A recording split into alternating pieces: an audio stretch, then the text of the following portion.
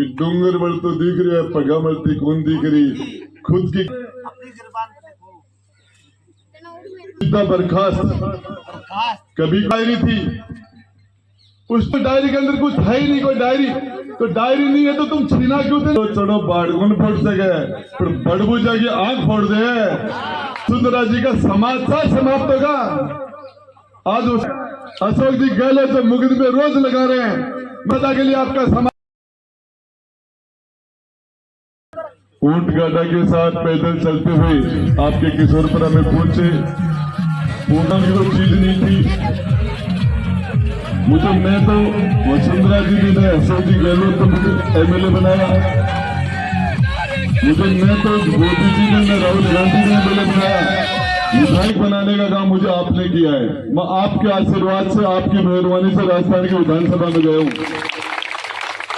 दूसरे लोग जो पार्टियों से चुनाव जीत के जाते हैं वो उस रास्ते से आते हैं। मेरे ऊपर जिम्मेदारी ज्यादा हो जाती है।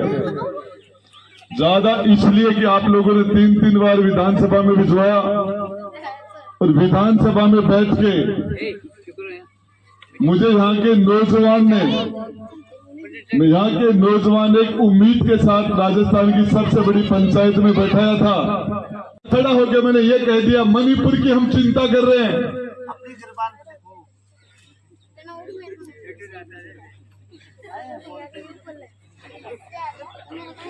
ठीक कह रहा है, ऐसा ही मैंने बोला था।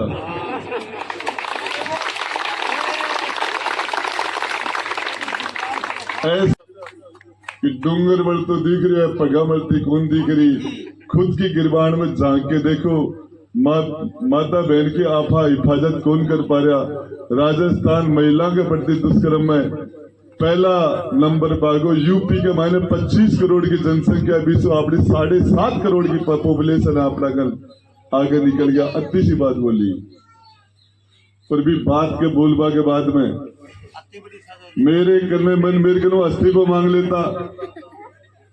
मैं दे देता हूं, नोटिस दे देता, मैं जवाब ले लेता। सीधा बर्खास्त कभी कोई हुआ ही नहीं 70 साल के अंदर।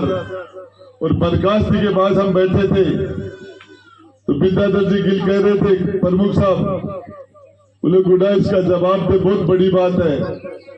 मैं 70 साल से जितने भी विधायक और सरकारों को देख रहा हूं, ये पूरी उदयपुर वाटी का अपमान है।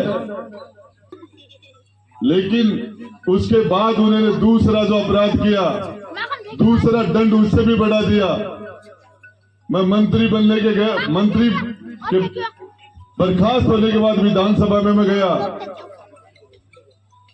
तो जो कुर्सी मेरे पास मंत्री के रूप में होती थी उस कुर्सी के ऊपर मैं नहीं बैठ सकता था क्योंकि मैं मंत्री नहीं था। उस कुर्सी पर मैं बैठ जाता था, कोई बोल देता कि तू मंत्री नहीं है, इस चेयर पर कैसे बैठा है। दूसरी चेयर मुझे दी नहीं गई। ये कुर्सी उनके बाप ने नहीं दी थी मुझे, ये उदयपुर वाटी की 36 कौम के बड़े और छोटे भाइयों ने दी थी। माता और बहनों आपने दी थी मुझे। क्या अधिकार था मेरे लिए कुर्सी नहीं दी। हमने किसी खैरात में भीख में नहीं ली थी कुर्सी। मैदान में लड़के, चुनाव लड़के, जनता के आशीर्वाद से वो कुर्सी मिली थी मुझे।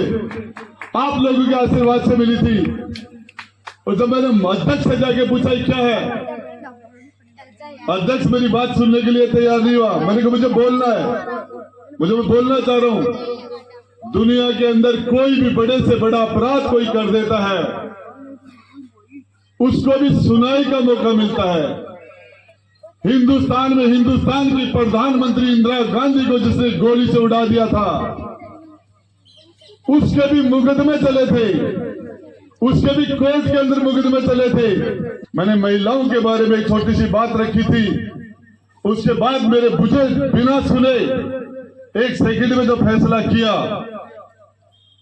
मैंने कहा मैं बोलूंगा, नहीं बोलने दिया तो मैंने कहा तुम्हारे काले कानूनों की डायरी मेरे पास है, ये तुम्हारे काले कानून में इसको टेबल करता हूं मैं।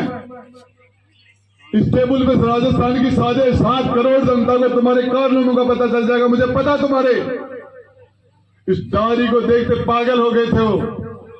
मैं उसको टेबल करना चाह रहा था उस डायरी को टेबल नहीं करने दिया। कम से कम 30 से 25 मंत्री एक साथ टूट पड़े मेरे ऊपर। आपके पास जो वीडियो है, ये वीडियो 5 मिनट बाद का है, 5 मिनट का रोल तो उसमें है ही नहीं। मार्शल विधानसभा में बाद में आते हैं, जब अध्यक्ष मार्शल को बुलाता है उसके बाद मार्शल आते। उससे पहले तो कम से कम 20 से 25 मंत्री, इससे ज्यादा विधायक। एक मेरे हाथ में डायरी थी, उस डायरी, दूसरा मेरा हाथ खाली था। मैं पूरी ताकत से उस डायरी को बचाना चाह रहा था। देखो सारे के सारे भूखे भेड़े की तरह मेरे पर टूट पड़े और मेरे से वो डायरी छीन ली। क्या अधिकार था उनको?